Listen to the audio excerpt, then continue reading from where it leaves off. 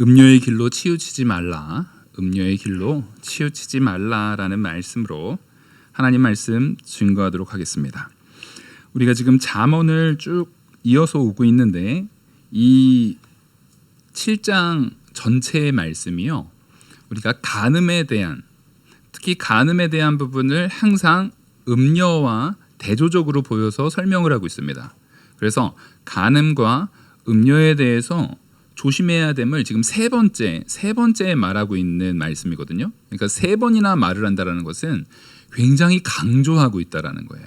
그리고 이 세 번째 이야기를 하고 있는데, 앞서서는 이 간음이라는 것이 영적인 의미에서의 간음에 대한 부분을 설명하고, 그 다음에는 또 이것이 실제적으로 우리에게 얼마나 큰 폐악이고 우리가 그것 때문에 얼마나 심한 그 망가짐이 되어지는가에 대한 부분을 다뤘다고 한다면, 오늘 이 세 번째 음녀에 대해서 경고하고 있는 내용은 그 음녀, 우리를 간음의 죄악으로 빠지게 하는 그 죄악들의 전략, 그 죄악이 어떠한 전략으로 우리에게 다가오고 우리를 사실상 죄악으로 빠져서 하나님께로부터 멀어지게 하는가, 그것을 지금 보여주고 있습니다.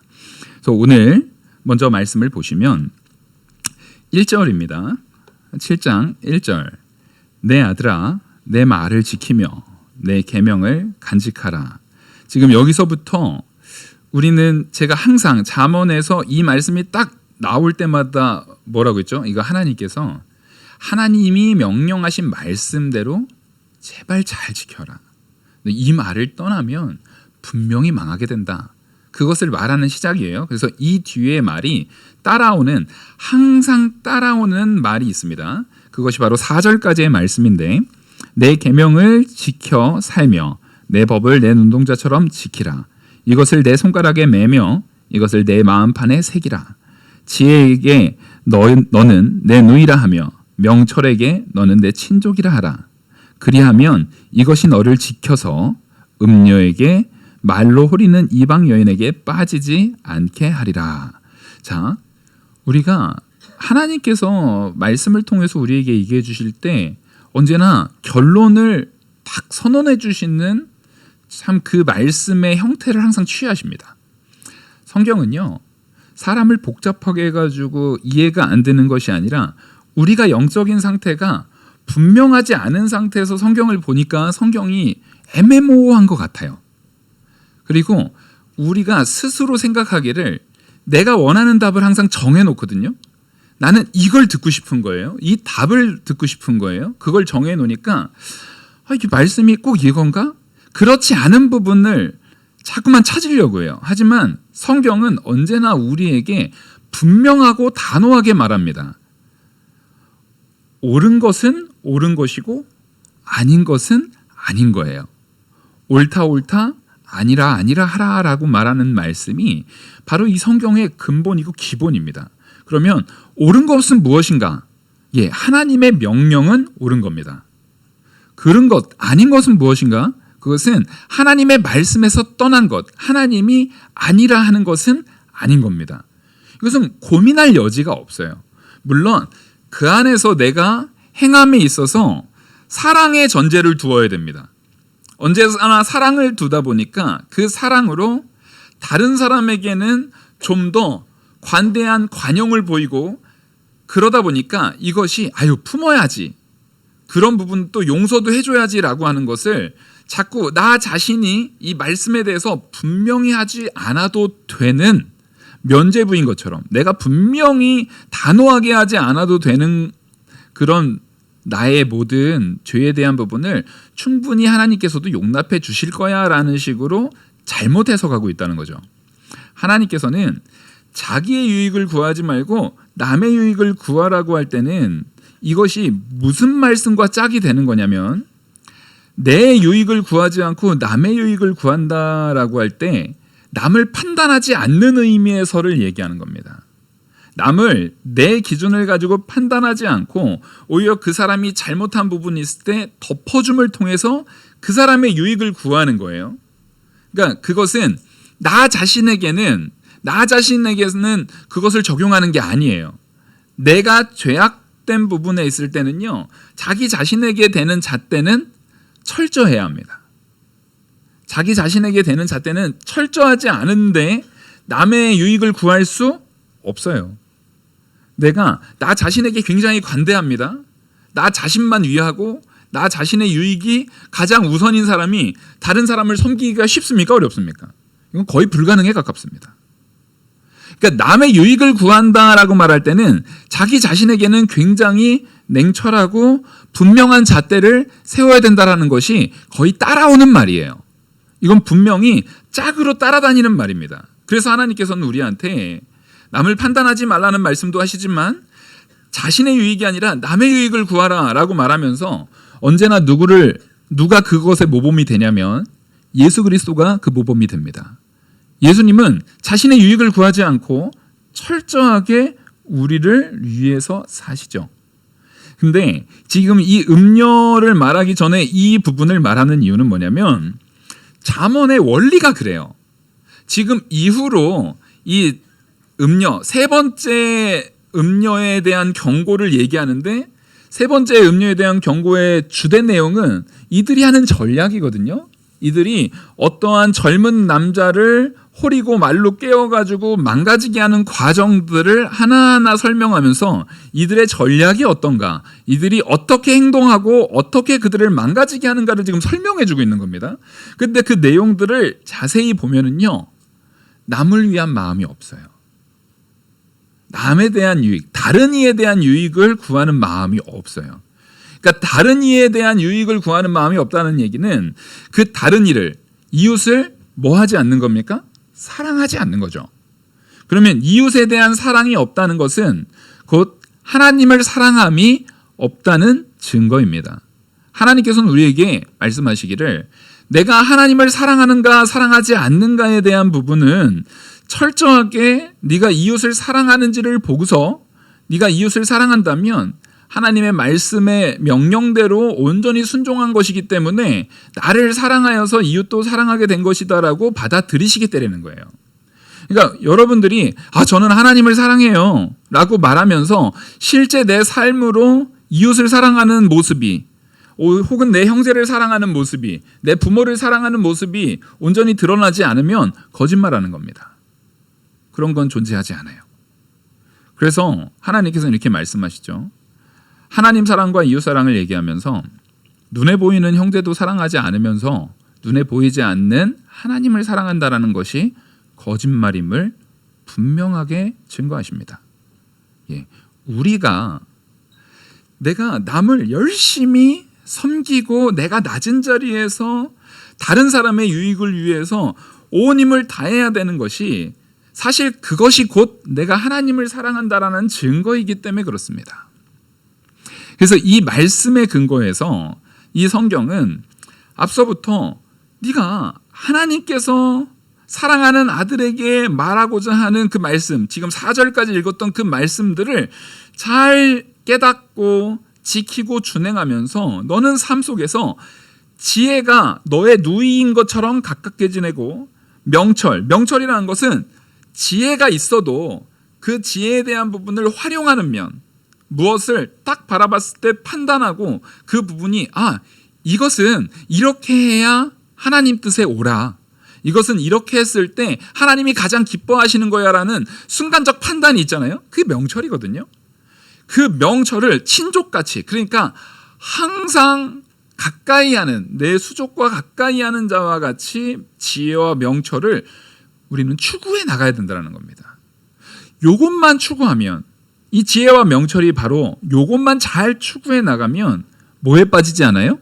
5절 다시 제가 읽어드리겠습니다. 그리하면 이것이 너를 지켜서, 이 지혜와 명철이 너를 지킨다라는 겁니다. 너를 지켜서 음녀에게 말로 오리는 이방 여인에게 빠지지 않게 하리라. 그러니까 우리가 지금 여기 결론부로 말하는 거예요. 음녀에게 빠지는 거, 지금 음녀와 간음에 대한 이 범주를 묶어가지고 지금 3번이나 말씀하고 있는데, 여기에 빠지지 않는 유일한 길은 3번 다 앞에서 전제하거든요. 하나님 말씀대로 순종해라. 하나님의 말씀의 지혜대로 살아라. 하나님 말씀의 지혜 앞에 온전하게 서면 이 길에 빠지지 않는다를 3번 다 강조하고 있어요. 그러니까 사실 방법은 명확한 거예요. 우리가 하나님께서 기뻐하시지 않는 장소를 안 가면 되는 겁니다. 요즘에 참 뉴스를 보면 한국이 어쩌다가 요즘에 한국이 아니라 무슨 저기 그 남미나 그 마약 같은 것이 막 창성한 그런 나라가 된 것 같아요. 아니 뉴스에 가끔 어떤 여자들이 뭐 술집에서 누가 권해주는 걸 먹었는데 그게 무슨 뭐 마약을 먹어가지고 막 그런다는 거예요. 나는 이게 한국에서 나온 뉴스인지 아닌지도 의심스러울 정도로 두렵습니다 요즘에. 근데 보십시오. 꼭 그런 일이 일어나는 곳은 어디예요? 그 술집 같은 데예요. 성경에 가까이 하지 말고 가지 말아야 되고 우리가 그곳을 가까이 하지 않아야 되는 장소들인 거예요. 하나님 말씀 앞에서 우리가 철저히 바로 섰을 때 그런 곳을 가지 않으려고 할 때 걱정이 없는 거예요.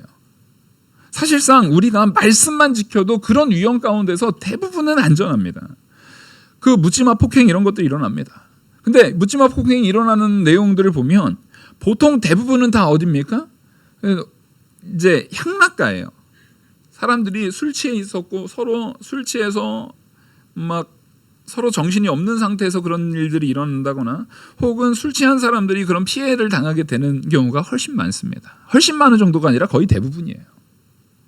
우리는 분명히 그것이 위험에 노출되어 있다는 것을 많은 세상의 정보를 통해서 알매도 불구하고 무엇 때문에 거기에 갑니까?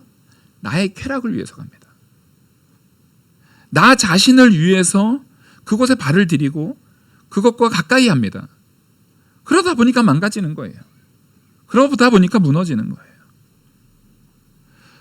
남자들도 마찬가지예요.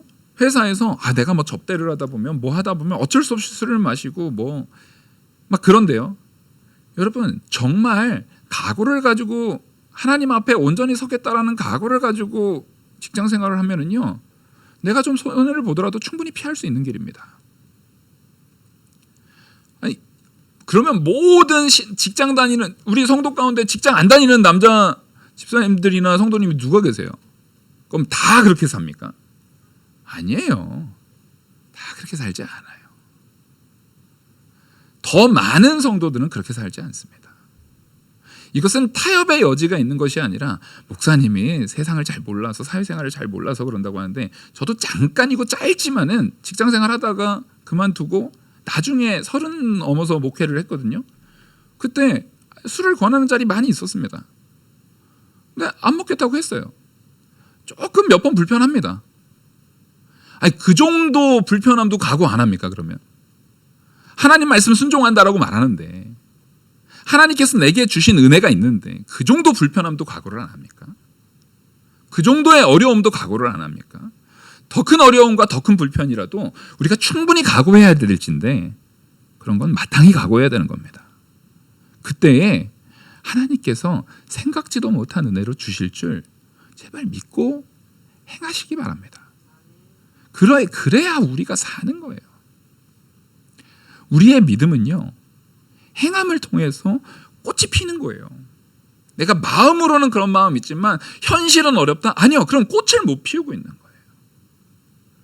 행위를 통해서. 그래서 오늘은 네가 삶 속에서 뭘 피해야 되는지를 실제적으로 이 음녀의 뭐요? 음녀의 계략. 음녀가 어떤 전략으로 너를 유혹하려고 하는지를 보여주면서 싹 설명을 하고 있는데 결론적으로는요 5절이 결론인 거예요. 네가 뭐대로 살면은요 하나님 말씀의 지혜대로 그 명철대로 하나님의 말씀의 뜻대로 순종하고 준행하고 살면은요 이런 위험 자체가 거의 오지 않아요. 사실상 그런 위험과는 상당히 멀어져 있는 상황 가운데 분명히 설 수 있습니다. 분명히 설 수 있습니다. 그래서 6절부터 보시면 내가 내 집 들창으로 창살로 내다보니 이게 무슨 얘기냐면 이 말을 하는 사람과 지금 바라보는 밖의 광경이에요. 내 집 안에서 들창, 살창 이거니까 지금 밖에 일어나는 사건과 내가 놓여져 있는 이 공간과의 뭐예요? 완전한 분리를 말하는 겁니다. 분명히 한 공간이 아닌 완전한 거리를 얘기하는 거예요. 그러니까 지금 밖에서 일어나고 있는 일들이 지금 우리 집안의 이 살창, 완전히 딱 방범창처럼 막혀져 있는 이 공간으로 그 영향력이 들어올 수 있어요, 없어요? 없어요. 그러니까 지금 아버지의 집, 어머니의 훈계와 아버지의 교훈이 있는 집에는 그런 음녀를 통해서 나타나는 그런 환난과 어려움과 고통이 들어올 여지가 없다라는 겁니다. 그러니까 우리는 내가 거해야 될 곳, 내가 머물러야 될 곳이 어디 있다라는 거예요? 아버지의 집, 어머니의 교훈과 훈계가 있는 그곳, 그리고 나의 아내가 있는 그 집. 그곳에 나의 심령이, 나의 육체가, 나의 마음이, 나의 생각이 그곳에 머물러야 된다는 겁니다. 근데 딱 이 여인은 정확하게 반대예요. 그 여인에 대해서 설명을 하고 있는데 7절부터 보시면 어리석은 자 중에 젊은이 가운데 한 지혜 없는 자를 보아노라. 이게 지금 같은 표현을 3번 중첩적으로 해가지고 강조하는 표현입니다. 자, 어리석다라는 것은 어리석은 거, 말 그대로 어리석은 거예요. 근데 어리석은 자 중에서 젊은이 가운데, 어리석은 자 중에 젊은이 가운데, 이 젊은이라는 것이 젊고 어리석은 자에 대한 중의적 표현을 가지고 있는 거거든요. 그러니까 이게 지금 어리석고 젊고 철이 없는 그 젊은이 가운데, 그러니까 미련하고 또 미련한 자, 미련한 중에서도 미련한 자를 얘기하는 거예요. 그 미련하고 미련한 자 중에 또 한 번 더 나가서 이 얘기를 합니다. 한 지혜 없는 자를 보았노라. 그러니까 지금 여기서 말하는 것은 미련하고 미련한 자예요. 지혜 없고 지혜 없는 자를 얘기하는 거예요. 지금 음녀에게 빠지는 자는 일반적인 상식적인 지혜 안에서만 있어도, 아주 일반적인 지혜 안에서만 있어도 절대 빠질 수 없는 거예요. 근데 이것은 뭐냐면 지혜 없고 미련하고 이게 무슨 얘기입니까? 하나님 말씀에서 떠나 있는 자를 말하는 거예요. 하나님 말씀에서 떠나서 어리석고, 하나님 말씀을 중히 여기지 않고 자기 힘을 의지하고 자기가 잘났다라고 생각하는 자기 혈기에서 살아가는 그 지혜 없는 젊은 아니기로 자기 힘으로, 내 능력으로, 내 혈기로 살 수 있다라고 생각하는 그 자. 그래서 지혜의 근본인 하나님을 경외하고 하나님을 영화롭게 하는 것을 떠나서 자기 힘으로 살려고 하는 자를 지금 이렇게 표현하고 있는 겁니다. 어리석은 자 중에 젊은이 가운데 한 지혜 없는 자. 그러니까 지금 이 아버지는 아들에게, 내가 지금 그런 사람을 봤는데 내가 지금 보고 있는 그 사람이, 그 사람과 같은 자가 내 아들이 그 자리에 놓여져 있지 않기를 바라는 거예요. 이것은 무슨 얘기냐면 내 아들도, 지금 이 말을 듣고 있는 모든 사람들도 충분히 누구와 같이 될 수 있다는 거예요. 하나님을 떠나면 어리석은 자 중에 젊은이 가운데 지혜 없는 그 한 사람처럼 될 수 있다는 겁니다. 예, 우리는요 전적 타락하고 무능하고 부패한 자들이에요. 너무 연약하고 나약하고 지혜 없는 자들이에요. 그래서 우리에게는 하나님께서 부어주시는 지혜가 없으면 반드시 이 자리로 빠질 수밖에 없음을 말해주고 있습니다.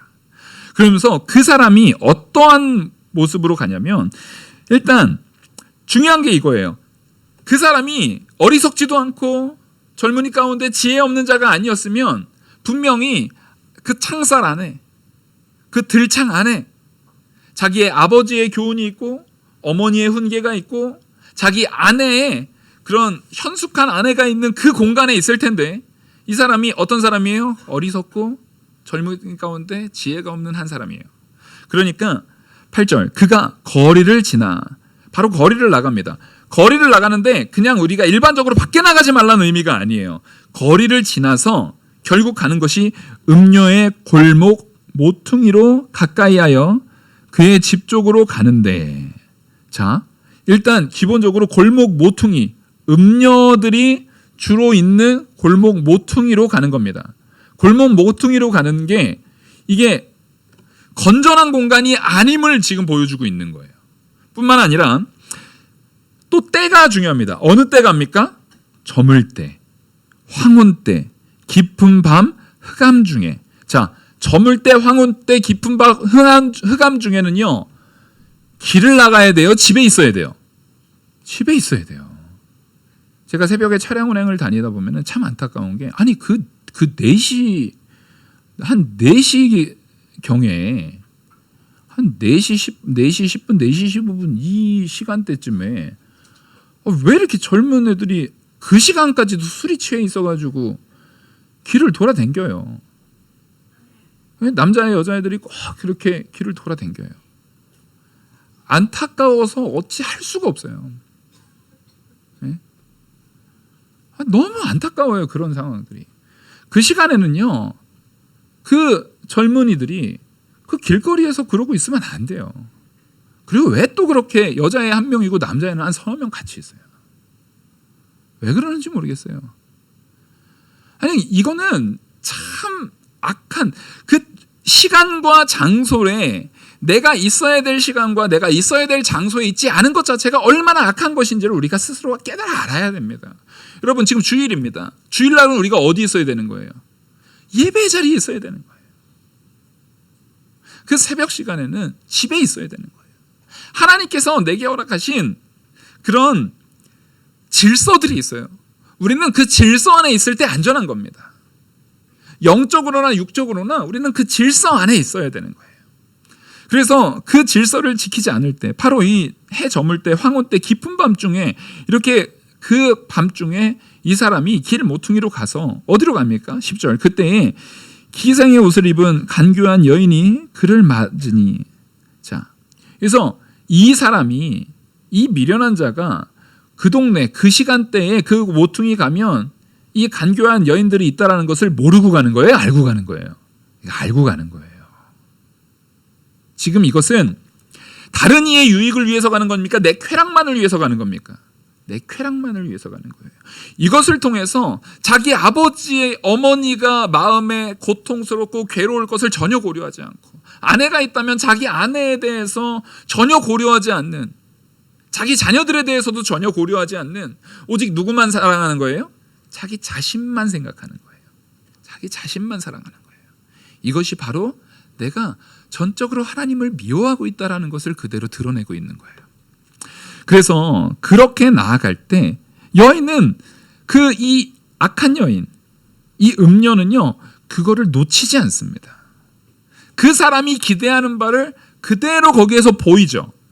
아주 기생이나 입을 법한 옷, 기생이나 입을 법한 옷이니까 얼마나 그 음란한 옷이겠어요.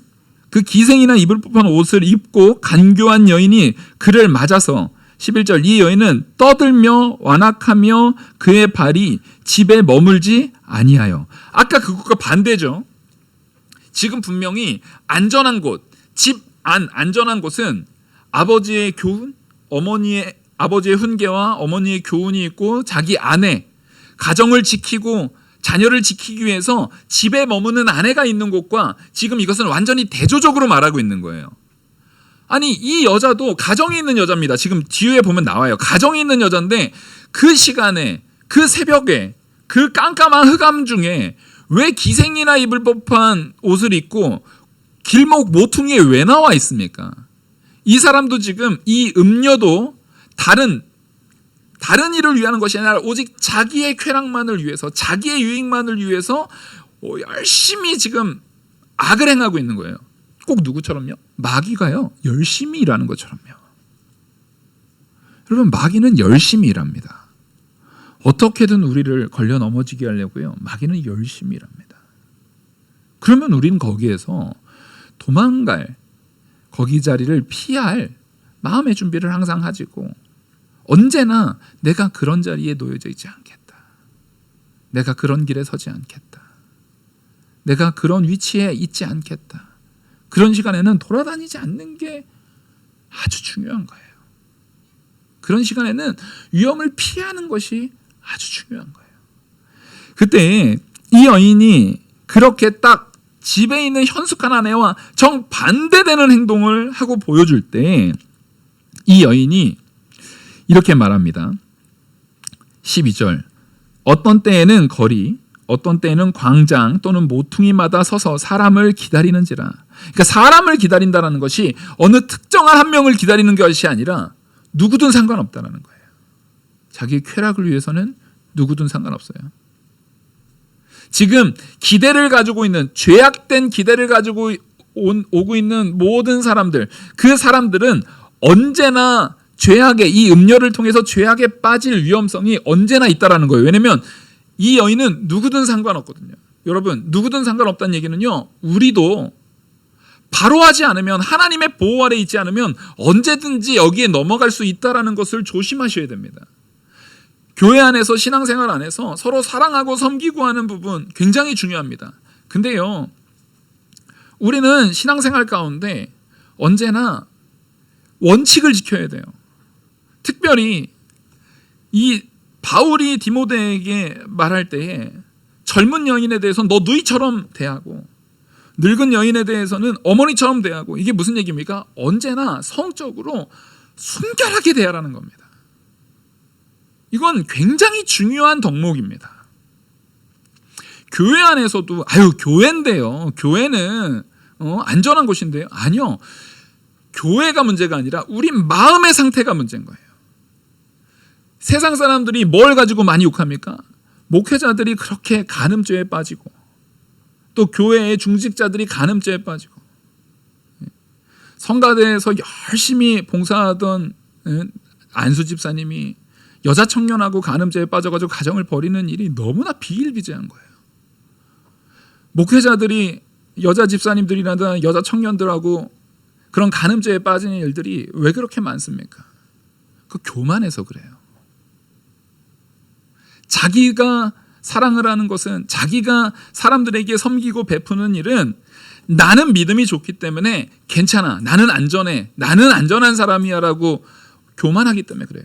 여러분, 우리는 언제나 이 죄악 가운데 빠질 수 있는 연약한 자들인 겁니다. 반드시 조심하셔야 돼요. 아주 유명한 훌륭한 목회자들이 많이 걸려 넘어진 데에는 그 사람이 미련해서가 아니에요. 그 죄가 강력하기 때문에 그래요.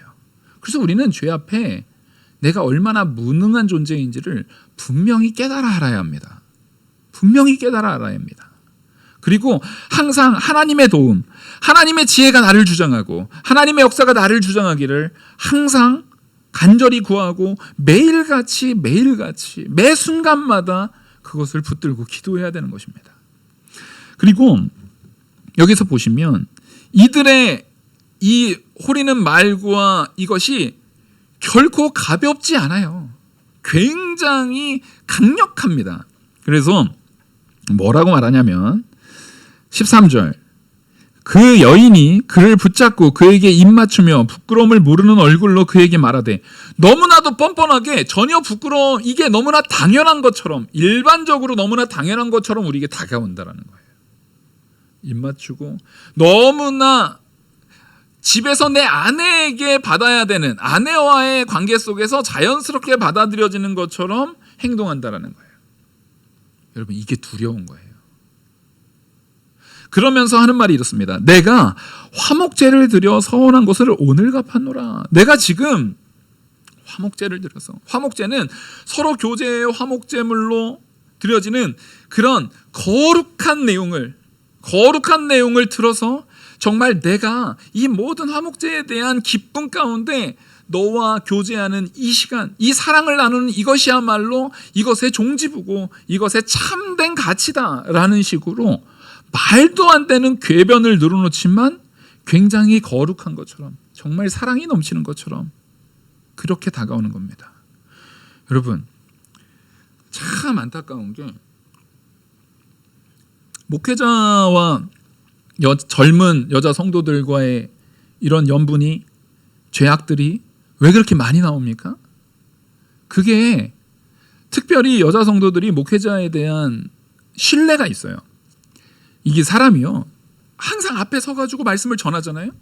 그러면 여러분들은 거의 일주일에 한 번, 예배에 충실하신 분들은 주일 오전 오후 수요 예배, 이제 금요기도회도 있고 매일 새벽 예배마다 나오시는 분들은 일정 시간 동안 항상 제 말을 거의 몇십 분씩, 거의 1시간 이상 계속 듣고 계시는 거잖아요. 그러면 제 말에, 제가 설교 가운데 하는 말을 이재우라는 목사는 100% 온전히 내 것으로 완벽하게 순종하는 완전한 사람입니까? 아니요, 전혀 그렇지 않거든요. 세상에 그런 사람은 없어요.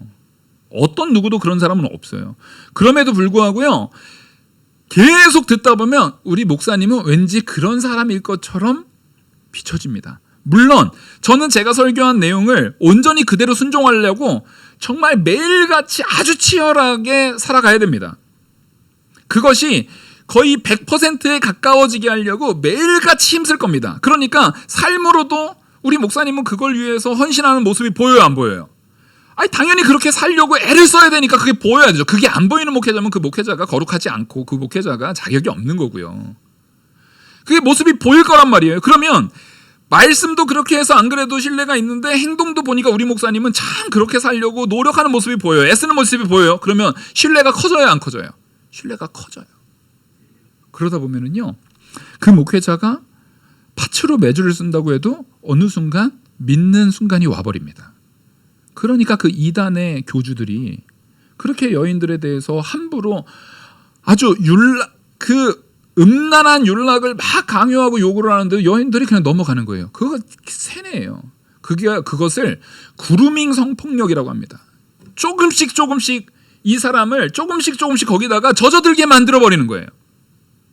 여러분, 이것이 얼마나 악한 건지를 지금 여기서 보여주고 있는 거예요. 이 음녀라는 것은 꼭 여자를 얘기하는 게 아니잖아요. 꼭 여자를 얘기하는 게 아닙니다. 우리를 호리는 사람들은요, 이렇게 거룩한 말로, 좋은 말로, 친절함으로, 아주 합리적인 말인 것처럼, 아주 명확한 분명한 말인 것처럼, 분명한 행동인 것처럼 우리를 속이면서 들어와요. 여러분, 그래서 우리가 진짜 분별해야 되는 것은요, 내가 정신만 똑바로 차리면 돼? 아니에요, 여러분. 내가 정신을 똑바로 차리는 게 아니라 호랑이한테 물려가도 정신만 똑바로 차리면 됩니까? 아니, 정신 똑바로 차린 상태로 호랑이 밥 되는 거예요. 예? 뭐 정신 똑바로 차렸다고 뭐. 자, 호랑이한테 안전할 수 있는 방법은요, 전 세계의 모든 문헌 가운데 딱 하나만 정답이 있어요. 누구요? 다니엘. 예? 이거 말고는 다 거짓말이에요. 아시겠죠? 다니엘이 정신을 똑바로 차렸으니까 그런 거예요? 아니에요. 믿음 안에 있었기 때문에 그래요. 다니엘 정신 똑바로 딱 차리고 호랑이 딱 째려보면서, 야, 너 가만히 있어. 어디 이것이, 나 지금 정신 바짝 차리고 있는데. 바짝 차린 채로 뜯기는 거라니까요. 유일한 살 길은 누가요? 하나님께서 다니엘을 살리시고자 작정하셨기 때문에, 만약에 그날이 다니엘이 순교하기로 하나님이 정하신 날이면 다니엘이 사자밥이 됐겠죠. 예, 사자밥이 됐어도 그것은 절대 치욕스러운 게 아닙니다. 하지만 하나님의 보호 아래 있을 때만 하나님께서 천사를 보내서 그 입을 틀어 막아버리시는 거예요. 지금 사자는요, 다니엘한테 나는 다니엘은 먹고 싶지가 않아, 이런 마음이 있는 게 아니에요. 막 뜯어 먹으려고 하는데 하나님한테 묶여서 못하는 거예요. 근데 다니엘을 딱 나오고 다니엘을 모함했던 사람을 딱 집어넣고 하나님께서 그 보호를 딱 풀으시니까 바로 어떻게 돼요?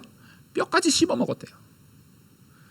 예, 우리는요, 호랑이한테 물려가도 정신만 차리는 게 아니라 모든 상황 가운데에서 음녀나 됐든 모든 죄악의 환경 속에서 내가 살 수 있는 유일한 길은요, 하나님의 보호가 있어야 됩니다. 그래서 제가 정답을 말씀드릴게요. 기도하지 않고서 여러분 죄악에 빠지지 않을 생각을 하지 마십시오. 예배의 자리에 온전하게 서는 마음가짐 없이 죄악에 빠지지 않겠다고요? 택도 없는 소리입니다. 택도 없는 소리입니다. 여러분, 내 자녀가 온전하게 바로 자라기를 원하잖아요. 부모인 나부터 신앙생활 가운데 온전하게 서셔야 됩니다. 내가 기도 가운데 더 많이 바로 서야 되는 거예요. 그러지 않고서 뭔가 되길 원한다고요? 그런 일은 없어요. 다니엘이 사자에게 뼈까지 씻겨지지 않은 것은요, 온전히 하나님 앞에 기도하는 기도의 사람이요, 하나님 말씀 앞에 죽으면 죽으리라는 순교의 각오를 한 사람이요, 하나님께서 그 사람을 그 안에서도 세운 하나님의 택한 백성이기 때문에 그런 것이지. 하나님의 택한 백성이었다 할지라도 내가 그 앞에 흐지부지하고 있다라고 하면은, 여러분, 우리는요, 성도잖아요. 성도이기 때문에 지옥엔 안 가요. 여러분들이 성도의 이미 택한 백성이면은요, 지옥에 안 가요. 하지만 여러분들이 지은 죄에 대해서는 반드시 어디에서 벌 받습니까? 지옥에 안 가니까 언제 받겠어요? 공의 하나님께서 살아있는 동안에 그거 분명히 물으십니다. 그 분명히 물으세요. 제가 군대에서 얼마나 많이 맞았는지 몰라요. 아, 진짜 이렇게 맞아도 되나 싶을 정도로 군대에서 교회 간다고 맞고, 어느 날에는 그냥 야 이재호 부르는 거예요. 딱 갔어요. 너 왜 이름이 이재호야? 그러면서 막 때리더라고요. 아니 그냥 무지하게 맞아요. 근데 맞으면서 하나님께서 주시는 생각은 내가 지은 죄에 대한 부분을 하나님께서 이렇게 갚으시는구나. 예, 그게 정답이에요. 우리는요, 하나님의 택한 백성이면 그 가운데서 감사하는 게, 아, 하나님께서 지금 물으시는 거 보니까 지금 이것을 돌이켰을 때 영원한 천국에서 내게 베풀어 주실 그 택한 백성이 누릴 것을 이미 예비하셨기 때문에 지금 이 자리에서 나를 고치시는구나라는 것을 생각하면서 우리는 감사해야 돼요. 하지만 제일 좋은 건 뭐예요? 제일 좋은 거, 우리 안 맞고 천국 가자고요. 맞으니까 아프더라고요. 제가 겁이 많은 사람이에요. 그래서 그때부터 몸을 많이 사립니다. 안 맞고 고통 없이 하나님이 가라 할 때 순종하면 안 맞아요. 순종하면 덜 맞아요. 우리 그렇게 순종하라는 거예요.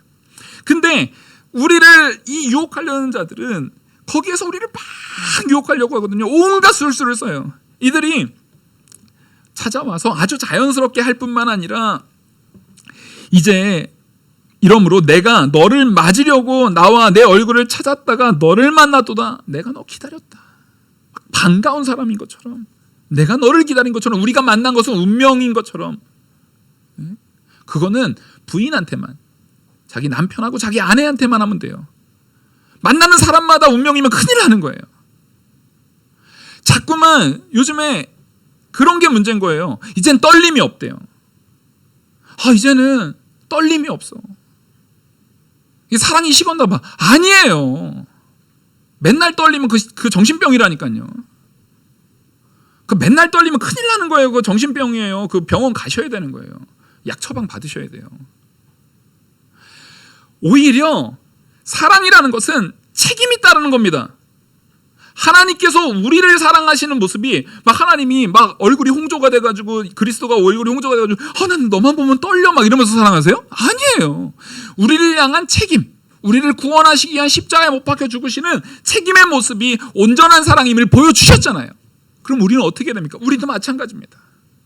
하나님께서 처음에 우리의 연약함으로 떨림 가운데 사랑으로 붙들어 이후에는요, 우리는 그 사람에 대한 책임, 이 사람을 내가 하나님의 말씀 안에서, 남자는 아내를 그리스도가 교회 사랑하는 것처럼 목숨 걸고 사랑하고, 여자는 남편을 주인을 섬기듯이 정말 간절하고 겸손한 마음으로 섬기는 그 마음, 하나님의 명령의 말씀대로 서로 사랑을 해나가는 거예요. 근데 자꾸만 이 세상의 죄악들은요, 떨림을 강조해요. 야, 너 떨리지 않잖아. 너 이제 그 설렘이 없잖아. 너 그 설렘 없잖아. 그거 사랑 아니야. 설레는 사람을 만나. 여러분, 설레는 사람은 항상 누구예요? 아주 악한 남자들이 하는 얘기가 있죠. 남자들의, 이 죄악된 남자들의 고백입니다. 남자들의 이상형이 뭔지 아세요? 이거 성도는 절대 아니에요. 죄악된 남자들의 이상형, 처음 보는 예쁜 여자래요. 예쁜 여자인데 언제요? 처음 보는, 여러 번 본 여자는 또 아니에요. 이게 얼마나 악합니까? 그래서 이 음료들은 그거를 집요하게 파고들어요. 그래서 음료들이 어떻게 하냐면요, 내 침상에는 요와 애굽의 문이 있는 이불을 폈고, 그러니까 그 분위기 자체를 아주 아름답게 꾸며버리는 거예요. 그리고 모략과 침향과 계피를 뿌려놓으니, 자기의 여성적인 그 매력을 어필할 수 있는 향이 나고 막 이런 것들 있잖아요. 이런 것들을 계속 드러내는 거예요. 옷만 싹 갈아입어도, 아니, 그 사람의 매력이 확 드러나잖아요. 그런 걸 계속 요구한다는 거예요. 그런 걸 계속 노린다는 거예요. 왜요? 이거는 지금 신뢰에 대한 부분이 아니라, 이건 딱 뭘 요구하는 거예요? 설렘을 자극하기 위한 거예요. 그 사람의 정서적, 감정적 설렘을 자극하기 위한 방법으로만 이 여인은 초점이 맞춰져 있어요. 근데 진짜 좋은 아내는 뭐예요? 집에서 향수 같은 거, 아니 애기 키우고 밥 차려야 되는데 손에다가 모략 묻힌 손으로 밥 차리면은요, 밥 먹을 때 화장품 냄새 나는 거예요. 여보, 오늘 밥에는 이상한 향이 나네? 그런 밥을 어떻게 먹습니까? 이건 지금 완전히 반대로 말하고 있는 거예요. 진짜 사랑으로 책임을 다하는 여인들은요, 손에 화장품을 묻혀서 향나는 걸로 밥을 차리지 않아요. 깨끗이 닦고 집에 왔으면 온전히 그런 이 향기 나는 것을 다 배제시키고 자녀들과 남편과 그 가족을 위해서 건강한 밥을 차리기 위한 그런 모습으로 돌아가는 것이 정상인 거예요. 설렘을 가지고 사랑을 판단하는 것이 아니라 저 사람이 분명히 자기도 어느 여인이 아름답지 않기를 원합니까? 자, 60대 넘어가면 이쁘다는 소리 듣기 싫으시죠? 맞아요? 아니에요. 어휘가 달라지는 거죠. 고우시네요. 네. 단어가 달라지는 것뿐이에요. 아유, 저도 40이 돼도 잘생겼다는 얘기 들으면 좋아요. 잘 못 들어서 그렇지. 그게 문제인 거예요. 요즘에는 아니 이게 정수리에 이발하라고 하는데 머리카락이 많이 빠졌다는 거예요. 그 미용실 그분이. 그러면 목회자니까 거룩하게 말씀 준비해야 되는 그런 거 신경 쓰면 돼요, 안 돼요? 안 되는데 신경 써요. 변나? 이러면서 자꾸 변나? 막 이렇게 자꾸 보이고 막 그래요. 이게 우리는 다 그러기를 원하는 거예요. 근데 목회자가 책임감 없이 하루 종일 그냥 거울에서 변나? 이게 좋다는데 막 계속 이러고만 있고 말씀 준비도 안 하고 그러고만 있으면 그거는 성도님들 사랑하는 거예요? 무시하는 거예요? 무시하는 거죠. 자기 두피만 사랑하는 거예요. 이게 뭡니까? 우리는 책임을 가지고 사랑을 가지고 나가야 되는 자들입니다. 그걸 분명히 분별하고 세울 수 있어야 되는 거예요. 그래서 이 말씀의 이제 마지막의 내용들이 뭐냐면 그렇게 이 사람들이 그 여인들이 음녀가 이렇게 희락하자라고 우리를 꼬실 때, 우리를 막 유혹할 때 그 남편은 집을 자기의 남편, 이 그 여인이 남편도 있는 사람인 거예요. 19절부터 보시겠습니다. 남편은 집을 떠나 먼 길을 갔는데 은주머니를 가졌은즉 보름날에나 집에 돌아오리라 하여 여러 가지 고운 말로 유혹하며 입술에 오리는 말로 꿰물어 젊은이가 곧 그를 따랐으니 소가 도수장으로 가는 것 같고 미련한 자가 벌을 받으려고 쇠사슬에 매이러 가는 것과 같도다. 그 여인은 마음까지 편안하게 만들어주는 거예요. 우리 남편 없어 집에. 돈 많이 가져갔기 때문에 한참 후에 나올 거야. 그러니까 걱정하지 말고 나랑 이 설렘을, 여기서 말하는 이 사랑, 유혹이라는 것은 철저하게 잠자리를 얘기하는 겁니다. 성관계를 얘기하는 거예요. 그런 죄악으로 우리가 서로 설렘 가운데 이런 사랑을 즐기자라고 말하는 거예요. 이게 얼마나 악한 겁니까? 근데 거기에 빠지는 것이 분명히 이 남자는 자기 쾌락으로 가는 건데 하나님께서는 그것을 뭘로 표현합니까? 도수장에 끌려가는 짐승으로 표현합니다. 죽으러 가는 거예요. 도축당하러 가는 짐승으로, 그 소가 도축장으로 끌려가는 모습으로 그것을 표현하고 있는 겁니다. 미련하고 어리석은 젊은 지혜 없는 자가 가는 그 길의 말로는요, 철저한 사망이에요. 우리는 이 길에 빠지지 말아야 된다는 것입니다. 그래서 강조하기를 필경은 화살이 그 간을 뚫게 되리라. 우리가 제일 아픈 데가요, 간에 상처를 당하면 정말 아픕니다. 그래서 이 복싱하다가 두고요, 요 간 여기를 이렇게 탁 맞으면은 사람이 그 실신할 수가 있대요. 그러니까 여기가 굉장히 사람이 가장 큰 고통을 느낄 수 있는 곳이에요, 간이. 근데 지금 화살이 어딜 뚫는데요? 간을 뚫는데요. 너 그것을 통해서 네가 당할 고통은 이루 말할 수 없는 철저한 고통이다. 감당할 수 없는 고통이다라는 걸 말해주는 겁니다. 또 새가 빨리 그물로 들어가는 거, 아주 자살하러 들어가는 거예요. 생명을 잃어버린 줄 알지 못함과 같으니라. 자기가 새가 그물로 들어가면서 거기에서 곡식 먹는 것만 생각하고 그물로 들어가면서 자기가 죽을 걸 생각지도 못하는 미련한데 가장 큰 고통을 당할 거다라고 말하는 겁니다. 여러분, 우리가 이 자리에 나도 빠지지 말아야겠지만 우리 자녀가 빠지는 걸 가만 보고 있으면 되겠습니까? 말씀의 기준으로 우리 가정의 가온을 삼고 정말 조금은 엄할지언정 내 자녀들을 말씀으로 엄하게 키우는 것이 나를 살리고 내 가정을 살리고 그 자녀들을 살리는 것임을 우리는 깨달아 알아야 됩니다. 24절, 이제 아들들아 내 말을 듣고 내 입의 말에 주의하라. 내 마음이 음료의 길로 치우치지 말며 그 길에 미혹되지 말지어다. 대저 그가 많은 사람을 상하여 엎드리게 하였나니 그에게 죽은 자가 허다하니라. 그의 집은 소열의 길이라 사망의 방으로 내려가느니라. 여러분, 이 말씀을 나에게도 내 자녀들에게도 전하는, 그래서 제발 음료의 길, 사망의 길, 곧 하나님의 말씀에서 떠나는 그 길로 빠지지 않는 저와 우리 모든 성도님 되기를 간절히 소망합니다. 기도하시겠습니다. 은혜와 사랑이 많으신 하나님 아버지, 이 말씀대로 음료의 길에 빠지지 않도록, 그 음료의 길로 치우치지 않도록 우리를 주장하여 붙들어 주시고 하나님의 참된 지혜로 우리를 세워 주시옵소서. 이 모든 말씀 살아계시는 우리 주 예수 그리스도의 이름으로 기도 올리옵나이다. 아멘. 찬송가